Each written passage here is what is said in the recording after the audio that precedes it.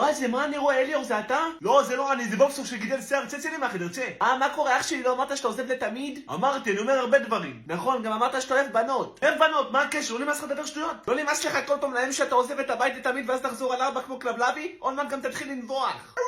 בוא נראה, מי אתה חושב שאתה מדבר? עזבתי לתקופה וכבר שכחת מהבוס? היית בבית כולה שעתיים, איזה תקופה? מי אתה בא לעבוד, אח שלי? אנשי, גם אם הבוס עזב לחודשיים, חודשיים, לא שעתיים, הוא עדיין הבוס של הבית, הבנת? רק שתדע שאני הבוס החדש בבית, אח שלי. מה אמרת?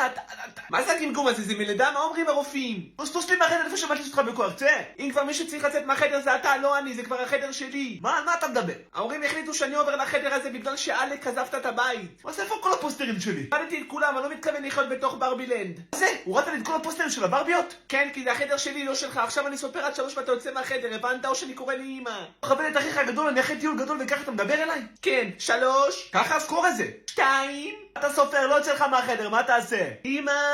תקרא לה, זה טוב, וככה היא תראו אותי שחזרתי אחרי טיול גדול, תאמין לי שתתן לי להישאר בחדר הזה ותעיף אותך. אז הרעש הזה, ליאור, מה אתה עושה כאן? הייתי בטוחה שאתה עזבת לתמיד, היינו נורא עצובים. איזה נורא עצובים אם ממש שקרת, כל לילה עשינו מסיבת ברוך שפטרנו. זה מה שעשיתם שלא הייתי פה? ראה לך ליאור, איך אתה מדבר שטויות, אתה תקשיב לו. טוב, אמא, תוציא את הבן שלך מהחדר, אני אחרי טיול של כל העולם, אני חייב ללכת לישון. מה פתאום ליאור, זה החדר שלו עכשיו.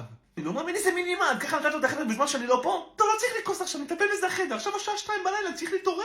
אני אתעורר עכשיו, מה את רצינית? אתה רוצה ללכת לישון? כן, אנחנו עושים מסיבה. רגע, אבל אם צריך לחשוב בשם חדש למסיבה שלנו, כי אין לו חזר, זה כבר לא שפטרנו. היי, צודק, איך נקרא לה? אני יודע, מסיבת הברבילנד. I like it! Woo! Come dance with me!